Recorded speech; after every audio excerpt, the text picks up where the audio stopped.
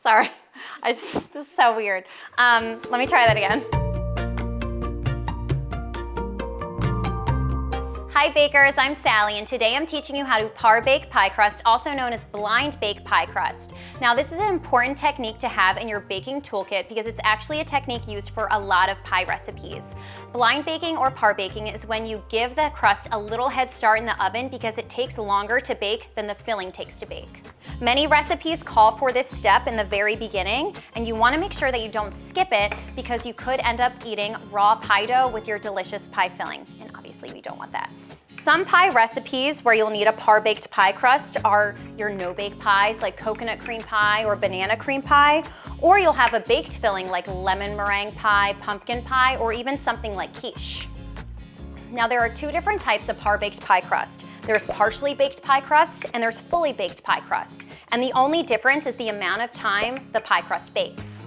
Once you roll out your dough, the next step is to put it in your pie dish. And I always like to use my rolling pin for that. Roll it up and unroll it right over the dish.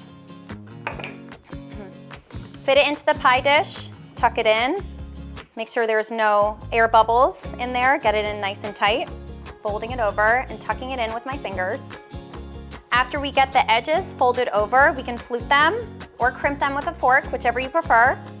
And then what I like to do so the crust holds its shape is put it in the refrigerator as I preheat the oven.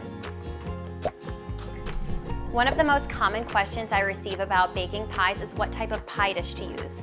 My favorite is glass because you can literally see the pie crust baking and know when the pie is done. Another choice is ceramic. However, this isn't my top choice just because it's a little thicker and pies usually take longer to bake. Next, we'll mix up a little egg wash. This is gonna give the edge of the crust a beautiful golden sheen. Really easy, just an egg. And a little bit of milk. You can skip the egg wash if you want to because it won't change the flavor of the pie, but the secret to a golden, shiny pie crust is the egg wash. Now that the dough is set, we can add our egg wash. Pastry brush. This is just a real light coating just around the edge. Since we're baking this pie crust right now without a filling, we'll need something to weigh it down, otherwise it will puff up. For that, you'll need some parchment paper and pie weights. So what I like to do is crumble it up, and this just makes it really easy to fit tightly around your pie dough. Now, if you don't have pie weights, you can use granulated sugar or dried beans. I've even seen some bakers use pennies, but whichever you use, don't forget the parchment paper.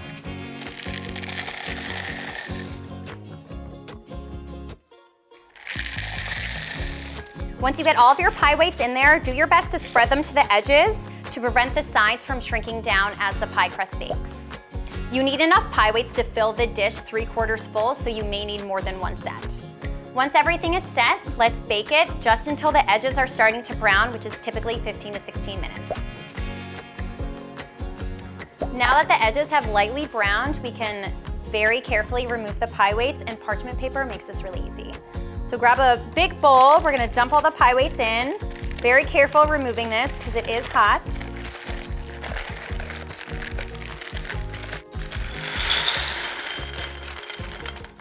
These are hot, let's get them out of the way. The pie weights helped us set the shape of the crust. It needs to go back in the oven to continue baking. Before doing so, we'll prick it with a fork a few times, called docking the pie crust, and this really just lets air escape from the bottom, which can prevent it from puffing up when it's baking without a filling.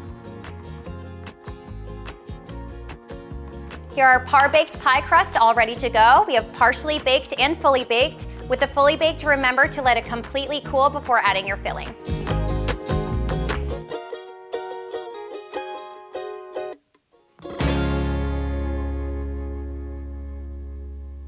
Thank you so much for watching. I hope you feel inspired to try a new baking recipe today. Head over to my website for the full written recipe and all of my success tips. You can also ask questions right there on the recipe page, and my team and I will be happy to answer.